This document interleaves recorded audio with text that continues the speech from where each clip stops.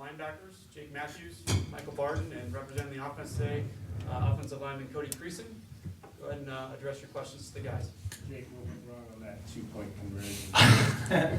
First question. I know, that's a fair question. Well, the problem is I hadn't run the ball since I was a senior in high school. But we'll practice it more this week and get it fixed. Jake, this program has been able to beat top 10 opponents, especially at home, 3-1 since Coach Rodriguez has been here. I don't think that even includes the win that you guys had in Oregon a couple of years ago. Is it easier to get up for teams that are ranked that high? No, because every game's important, but there's a little something different. You know, good athletes rise to the occasion. You know, and it's a bigger game than the rest. When you have a top 10 opponent and the whole country is watching, you know, like Coach Rod said last night, the score is going to be on the ticker on ESPN the whole day, you know, during the game. So you'd like to see us on the right side of the score. Cody, you got your first significant playing time yet. I mean, how'd you feel like it went for you on Saturday? I feel like I played pretty well. I definitely have things to work on, but overall I was happy with my performance. You know Jake Browning pretty well. I mean, what's your relationship like with him, and what kind of We're quarterback very is he? close friends. We text each other probably every day in a group message with my high school friends. So yeah, we're pretty close. Have you guys talked about the game coming up this weekend yet? Not yet, but I'm sure there will be some smack talking going on later in the week. What do you think makes him a good quarterback? He can do a little bit of everything. People underestimate him as an athlete, but obviously he's very accurate with his arm, has a strong arm. Jake, Cody, what were some of the challenges you guys were dealing with different guys in there? Christian was in there, you were in there, a lot of different pieces moving in that offensive line.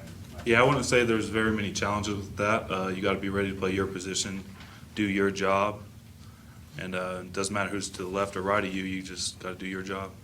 Cody, had you been working at right tackle throughout camp, and when did you find out you'd be starting this game?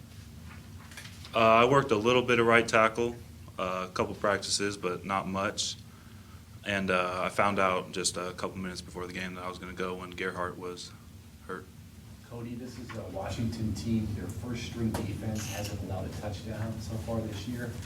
What about that makes them so tough? They're very good up front. They have a very good front seven. Their defensive backs are very athletic.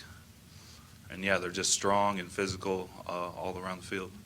Michael, you guys obviously didn't play as well defensively in the second half as in the first. What did you see when you looked at the film as far as where the breakdowns were or what happened? Just some correctable things, missed assignments, and just lagging a little bit on coverage, a couple missed tackles here and there. So it's stuff we can get corrected and stuff that's going to get corrected for this game. Can you learn from a situation like that? Like, you know, the sort of thing like we need to maintain our intensity no matter what the situation is, that sort of deal? Definitely. It's good thing about these first three games is that we've gone through a lot as far as, you know, ups and downs, coming back from early lead deficits, winning that game last minute. So we're pretty battle tested right now through three games. So there's not much else we're going to see. I think it's going to help us the rest of the season. And just having these lessons to learn from is going to have us ready for Washington.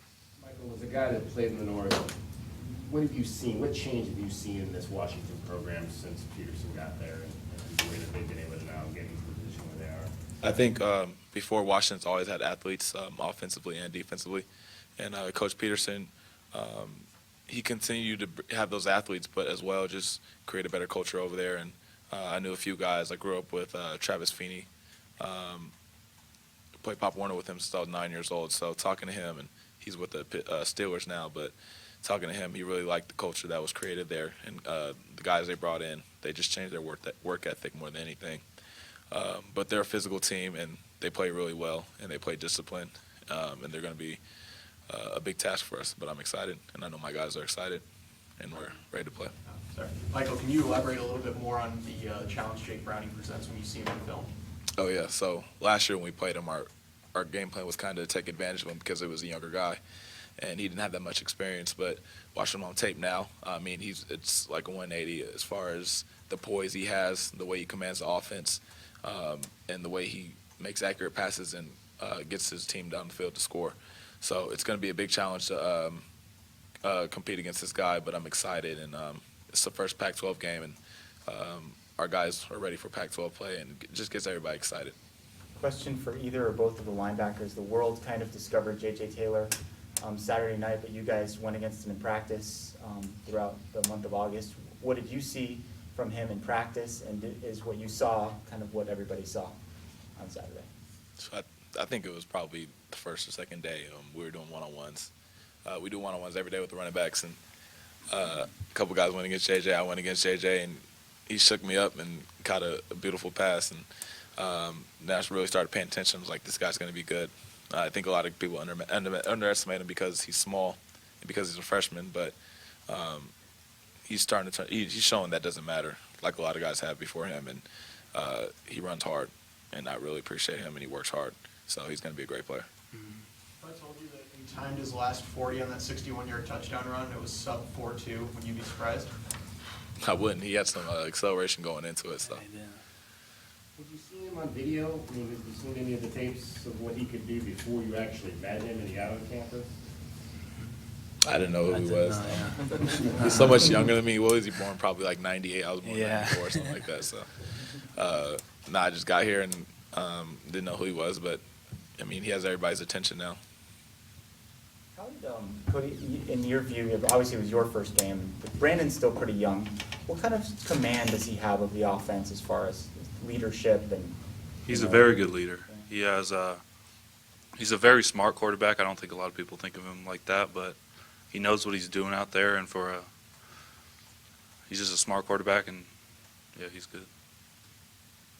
Cody, I know you guys want to run tempo. How quick are you trying to get the play off, and can you kind of feel in your head where, like, okay, we need to get it off now or something like that?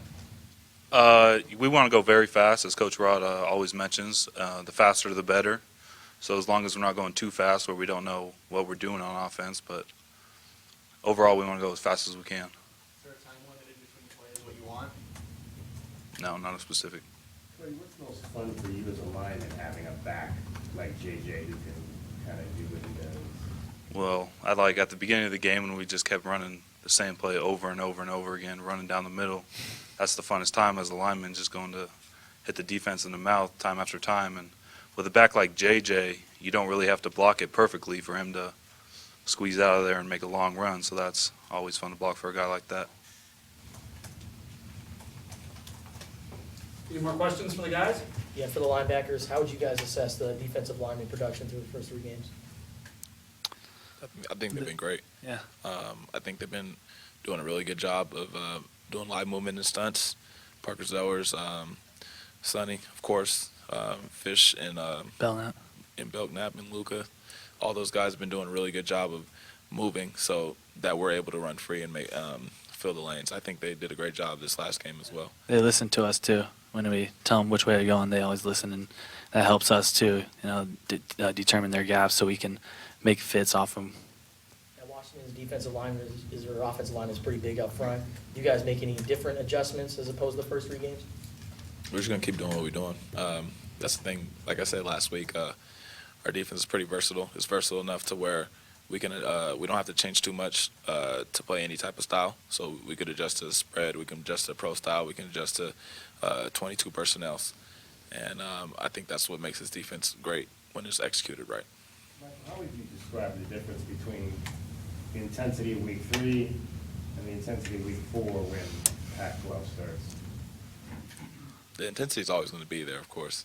I think, like Jake said, it's going to be a little extra because it's going to be the first Pac-12 game at home, and we're playing a top 10 ranked team, deservingly so that they have earned. So I think the intensity is going to be there, and it's always Saturdays we're going to be ready to go. Jake, do you feel like the defense has progressed, gotten better each week, and do you feel like you guys are ready for a test like Washington, which is clearly going to be the best team that you faced so far? Yeah, I do. We have stats of how our defense did and the goals we met from the first game, and now after the 3rd game, we've met way more goals as a defensive unit. So we look to just keep progressing that, and I think we will, and we'll come out ready to play against Washington. Do you think having Coach Yates and his past relationship with Coach Peterson is going to help this week too? I'm not sure. Hopefully we get a little tip on what they're doing. But, yeah, we're not going to change much. Just go out there and play and execute. For the linebackers, couple weeks ago, Coach Rod said that 6 3-and-outs is what is the desired goal. There haven't been any, I don't think, all season. Is that something that has been discussed? Is that a major concern with the two of you guys, that you guys can't get off the field in the 3-and-outs so far? Yes, that is for sure a concern we have, and we just have to get off the field on third down. We just got to get up a little bit more, get the crowd into it, or whatever it takes. We have to get off the field and get the defense or get the offensive ball. Michael, have you identified any reasoning from what you've seen that you guys are failing a little bit on some of those third down instances? It's not just even 3-and-outs. It's really, just third downs in general. I think we're towards the bottom in the ranking as far as third down efficiency. So that's just something we need to address, whether it's a missed tackle or miscommunication between the secondary or D-line or a blitz, stuff that's very correctable and stuff that will be corrected.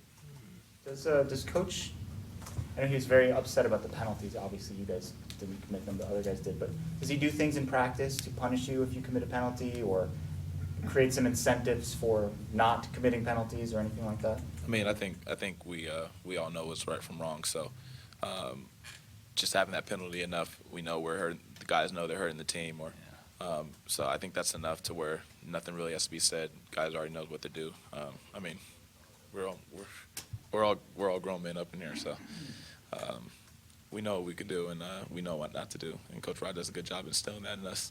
And passion, you get lost in the passion sometimes, and stuff happens, but we just move on. Okay, gentlemen, thank you for joining us. Thank you, everyone else.